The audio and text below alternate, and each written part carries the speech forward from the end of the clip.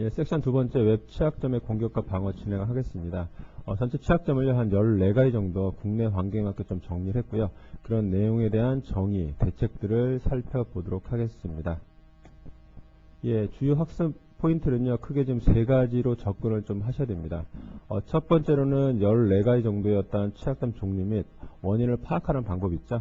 그리고 두 번째로는 실제 로그를 좀 제시해 드릴 텐데, 그런 로그를 보시고 어떤 식으로 공격자가 접근했는지, 그리고 대책을 어떻게 세울 것인지에 대한 이해를 하셔야 되고요. 마지막으로 공격 취약점별로 해서 프로그램 코딩 및 설정을 어떻게 바꿔서 보완 대책을 하실 건지, 그런 부분들이 주요 포인트가 되겠습니다. 네, 첫 번째 취약점 분류 말씀을 드리겠습니다. 취약점을 분류하는 기준은요, 여러 가지가 있겠지만은 국내적으로 많이 좀 알려져 있는 OWSP 탑10이라는 그런 부분이 있습니다. 사이트는요, owsp.org고요. 여기서 뭘 하시느냐, 웹 취약점을 10가지 형태로 좀 정의를 하고 있고요. 그 다음에 웹보안 쪽에 관심 있는 기업 및 개인이 함께 모여서 웹보안 쪽 관련된 프로젝트를 진행하는 홈페이지입니다. 예, 그리고 해당 사이트에서는요, 그 관련된 문서를 다운로드 하실 수가 있습니다. 먼저 웹브라우저에서 owsp.org 접근을 해주시고요. 그래서 중앙에 보시면은 탑10이라는 부분이 있습니다. 그래서 해당 부분을 클릭을 좀 하시고요. 예, 그래서 조금, 예, 페이지를 내려보시면은 2004년도에 처음 일단은 내용이 나왔었고, 그 다음에 2007년도에 새로 개정판이 나왔습니다. 그래서 해당 부분을 클릭을 해주십시오. 네, 해주시면은, 예, 관련된 취약점을요, 10가지 정도 쭉 정의를 하고 있고요. 그 다음에 저희 나라 문서가 지금 제공이 되고 있습니다. 그래서 보시면은 코리안 버전 PDF에서 768KB 있죠. 그래서 이거를 받으시면은 여러 가지 상세한 내용들을 좀 살펴보실 수가 있습니다. 예, 그리고 뭐 한 가지 좀 아쉬운 점은 해외 쪽에서 만들어진 문서이다 보니까 저희 나라 용어에 좀 안 맞는 그런 부분들, 그 다음에 저희 나라 환경에 적합하지 않는 그런 취약점 일부분을 좀 소개를 하고 있습니다. 그래서 그런 부분들을 저희 나라 실적에 맞게 좀 다시 한번 재개편할 필요가 좀 있었습니다. 그래서 그 내용들을 다시, 예, 14가지 정도 취약점을 분류를 해봤고요. 각각에 대한 설명을 좀 드리도록 하겠습니다. 예, 뭐 상세한 내용은요, 뒷부분에서 자세하게 좀 말씀을 드리고요. 이번 지금 페이지에서는 그냥 전체적인 그런 흐름만 먼저 소개를 좀 드리도록 하겠습니다. 첫 번째 SQL 인젝션이죠. 말 그대로 SQL이기 때문에 웹과 DB 간의 언어인 그런 랭귀지를요, URL 주소창에 입력을 해서 뭐 DB 권한 획득 혹은 홈페이지 변조에 사용되고 있습니다. 예, 그리고 두 번째 뭐 크로스 사이트 스크립팅을 표현하는 그 공격 기법은요, 혹시 게시판 혹은 사용자가 글을 남길 수 있는 그런 공간에다가요, 자바스크립트 이런 스크립트를 삽입을 해서 사용자 관련된 정보를 가로채는, 뭐 특히 웹서버에서 발급되는 쿠키 혹은 세션을 가로채는 그런 기법이 되겠습니다.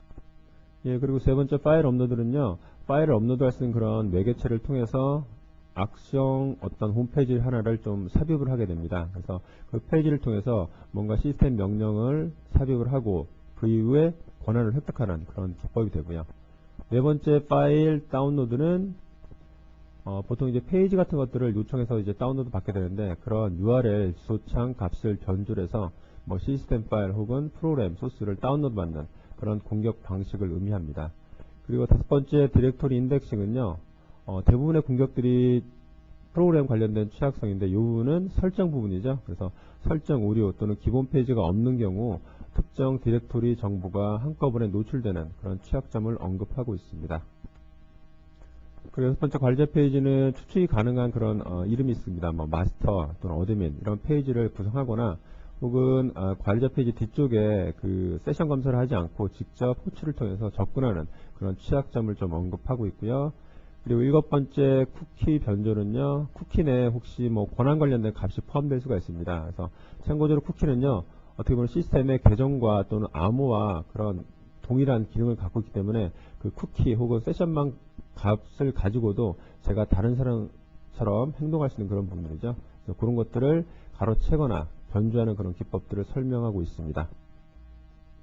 그리고 여덟 번째 URL 파라미터는요, URL 값을 변조를 해서 혹시 뭐 관리자만 접근할 수 있는 그런 페이지에 접근하거나 혹은 다른 사용자가 작성한 글을 변조하는 그런 기법을 언급드리고 있고요. 아홉 번째 사용자 측 스크립트는요, HTML 태그 요소인 뭐 히든필드 혹은 자바스크립트를 우회하는 그런 내용들을 설명하고 있습니다. 네, 10번째 에러 페이지 노출은 비정상적인 문자를 입력했을 때 시스템에 에러가 발생돼요. 특히 뭐 DB 에러 있죠. 그래서 500번 에러 같은 것들이 발생되는데 요 지금 10번째 취약성과 상당히 밀접한 관련 있는 부분이 바로 SQL 인젝션 부분이죠. 그래서 주로 이제 공격자들이 에러 페이지가 발생되는 그런 페이지를 통해서 SQL 인젝션을 사업하게 됩니다. 예, 중요 정보 노출은 뭐 최근에 많이 이슈가 되고 있는 뭐 개인이 가지고 있는 주민 등록번호 혹은 뭐 중요 시스템 정보가 노출되는 그런 경우의 수를 좀 말씀을 드리고요. 12번째는 백업 파일입니다. 그래서 개발자가 페이지를 업데이트한 다음에 남는 그런 찌꺼기가 있습니다. 그렇죠? 예를 들어서 확장자가 .bak 또는 .지분을 남는 그런 부분이 있죠. 그런 부분들을 공격자가 호출을 해서 다운로드 받아서 시스템을 분석하는 그런 부분이 있고요. 13번째 기본 설치 페이지는 웹 어플리케이션을 설치하고 나면은 기본 페이지, 뭐 매뉴얼이라든지 여러 가지 페이지들이 존재를 합니다. 그래서 그런 페이지를 이용을 해서 시스템에 접근하는 방식들. 그리고 맨 마지막 14번째는요, 메소드죠.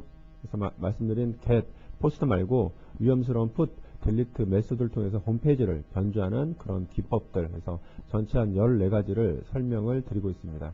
그럼 각각에 대해서 상세하게 좀 살펴보도록 하겠습니다.